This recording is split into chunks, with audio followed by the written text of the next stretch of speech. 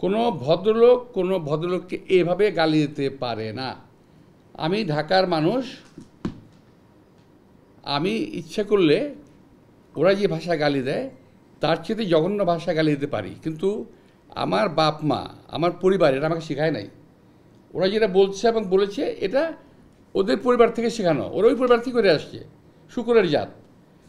আমি সরি, আমি কথাগুলো বললাম বাধ্য হয়ে, যে আমি যে বলেছি আগে, আজকে বলি, এখন বললাম যে এখনও যে সংস্কারের কথা বলার কারণে আমি নাকি সংস্কার মানি না। আমি বলছি ওই সংস্কার মানি না যে সংস্কারটা দেশের মানুষের প্রয়োজন নাই। আমি সে কথা বলেছি।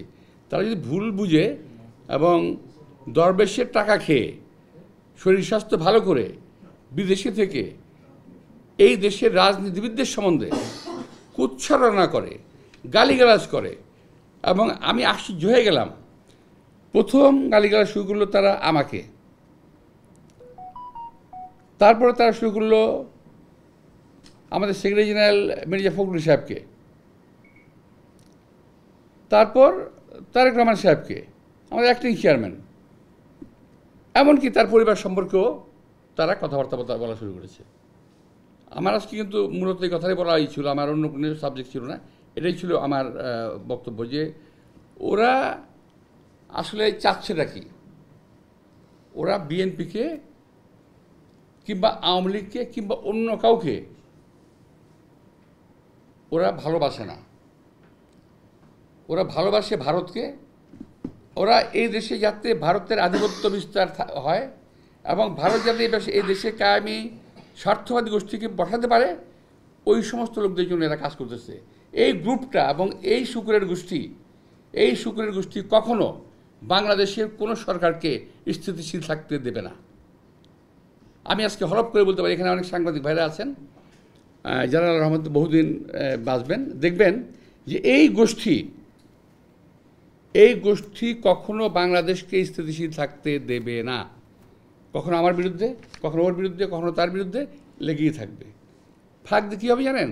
ওরা ওই যে ইউটিউবের মধ্যে কি যে পয়সা কামানোর একটা রাস্তা আছে ওদের, সে পয়সা কামাই দিচ্ছে। আরে ভাই, পয়সা যদি লাগে আমাদেরকে বল, আমরা চাঁদা দিলে দেবো না, অসুবিধা নাই তো। আর ইচ্ছা, আর যদি প্রয়োজন হয় আল্লাহর রহমতে আমার দেওয়ার ক্ষমতা আছে, আমি দেবো না পয়সা লাগলে। কিন্তু পয়সার জন্য দেশকে ধ্বংস করার কোনো প্রয়োজন নাই। এরা যা করতেছে, আজকে আমি খুব দুঃখের সঙ্গে কথাগুলো বললাম, এই ধরনের অশ্রাব্য ভাষায় আমি কথা বললাম বাধ্য হয়ে, কারণ ওরা অশ্রাব্য ভাষায় গালি দিয়েছে। তারপরে কথা আছে, আমি আর বলতে পারতাম, বললাম না। কুকুরের কাজ কুকুর করেছে, কামড় দিয়েছে পায়। আমি আর বাকিটা বলতে যাচ্ছি না। এরা সাজানো বাগান ভেঙে দেবে, কখনোই বাংলাদেশকে স্থিতিশীল হতে দেবে না। আপনারা অপেক্ষা করেন, কদিন পরে তারা ইউনূস সাহেবকে ধরবে। আমি এটা বলে দিচ্ছি আমি আপনাদেরকে, কদিন সাহেব পরে তারা ডক্টর ইউনূস সাহেবকে ধরবে। এখন তারা কী করতেছে? বিএনপিকে ব্র্যাকেট করতেছে আওয়ামী লীগের সঙ্গে, ব্র্যাকেট করার চেষ্টা করতেছে। বিএনপিকে আওয়ামী লীগের সঙ্গে ব্র্যাকেট করার কোনো সুযোগ নাই। বিএনপির জন্মই আওয়ামী লীগের বিরুদ্ধে, এটা বুঝতে হবে। শুকুরের গ্রুপ ওরা কিন্তু দেখেন, ওরা শুধু রাজনীতিবিদদের পিছনে লেগেছে, কিন্তু যারা নাকি এই যে হত্যাকাণ্ড ঘটালো, এই যে ছাত্রদের হত্যাকাণ্ডটা ঘটালো, একটা বিশাল একটা ব্যবসায়ী গ্রুপ আছে না? আপনারা দেখেন নাই 3 তারিখে, 3 আগস্টের 3 তারিখে যারা হাসিনার সঙ্গে দেখা করেছিল, মিটিং করেছিল, এবং বিভিন্ন ভাষায় তাকে এমনভাবে কথা বলেছিল যে হাসিনা খুন করতে উৎসাহিত হয়েছিল।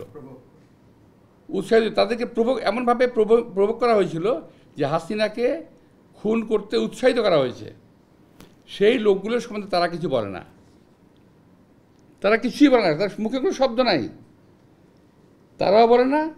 আর তাদের যারা বাংলাদেশে যাদের লেজুর ভিত্তি করতেছে, যারা নাম বলবো না আমি, আমাদের স্নেহাস্পদ, আমি এর বলছি না, আমরা বলছি না, তার যারা লেজুর ভিত্তি করতেছে, আপনারা দেখবেন যে তারা একই ভাষায় কথা বলে, ওদের টন এবং এদের টন কিন্তু মিলে যায়। তো ওরাও কিন্তু এই ব্যাপারে কোনো কথা বলছে না।